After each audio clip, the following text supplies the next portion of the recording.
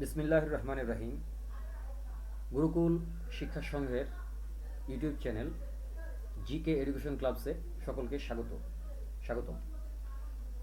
শুরু করছি octal number সিস্টেমের উপরে চতুর্থ লেকচার, পঞ্চম লেকচার। আজকে আমরা শিখব কিভাবে একটি বাইনারি সংখ্যাকে অক্টাল সংখ্যায় রূপান্তর করা যায়। প্রথমে আমাদের স্ক্রিনে বাম পাশে একটি উদাহরণ দেখা যাচ্ছে। এই উদাহরণের মধ্যে একটি সংখ্যা, বাইনারি সংখ্যা লেখা রয়েছে। এখানে 2 থাকলে বুঝতে হবে বাইনারি সংখ্যা, অর্থাৎ 2 ভিত্তিক সংখ্যা লেখা রয়েছে। এই সংখ্যাটিকে আমরা এখন রূপান্তর করব অক্টাল সংখ্যায়। দশমিক বিন্দুটি এখানে দেখা যাচ্ছে। এই দশমিক বিন্দুর ঠিক বাম দিকে 3টি ডিজিটকে আমাদের নিতে হবে। প্রথমে আমরা 3টি ডিজিট নিচ্ছি। এই 3টি ডিজিট 101।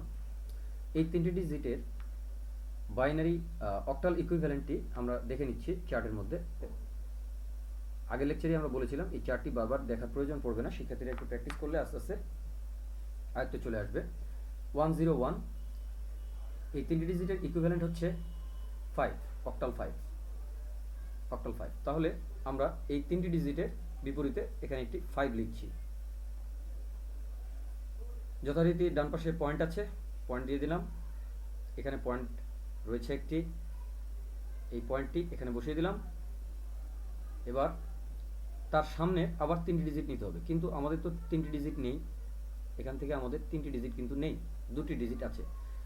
সো এই 2টি ডিজিটেরই ইকুইভ্যালেন্ট আমাদের খুঁজতে হবে। বাইনারি 10 ইকুইভ্যালেন্ট আমাদের খুঁজতে হবে। ডান পাশে আমরা চার্টে দেখে নিচ্ছি বাইনারি 10 ইকুইভ্যালেন্ট কিন্তু এখানে রয়েছে। 10 ইকুইভ্যালেন্ট হচ্ছে 2। সো আমরা এই 10-এর জন্য 5-এর সামনে একটি 2 বসিয়ে নিলাম। এবার ডান পাশে চলে আসা যাক। ডান পাশে আবার আমাদের 3টি ডিজিট নিতে হবে, দশমিকের ডান পাশে, অর্থাৎ এখানে আমাদের 3টি ডিজিট নিতে হবে, কিন্তু দেখা যাচ্ছে 2টি ডিজিট আছে। তাহলে একটি শূন্য দিয়ে পূর্ণ করে নিতে হবে, অর্থাৎ 110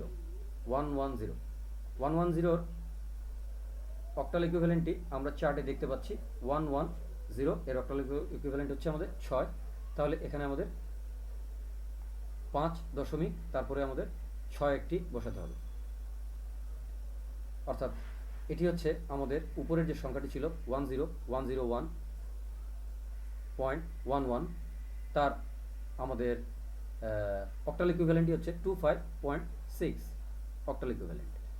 এভাবেই আমাদের যে কোনো অক্টাল সংখ্যাকে কিন্তু আমরা বাইনারি সংখ্যায় কনভার্ট করতে পারি, এবং বাইনারি সংখ্যাকেও কিন্তু আমরা এইভাবে, আজকের লেকচারে আমাদের ছিল বাইনারি সংখ্যা থেকে অক্টাল সংখ্যায় রূপান্তর করা। আমরা কিন্তু অক্টাল সংখ্যায় রূপান্তর করাটা শিখে ফেললাম।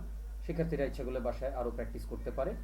আমরা একটা উদাহরণ দিয়ে দিচ্ছি। 1011101.10101, এটি এই সংখ্যাটিকে শিক্ষার্থীরা বাসায় অক্টালে কনভার্ট করে প্র্যাকটিস করবে।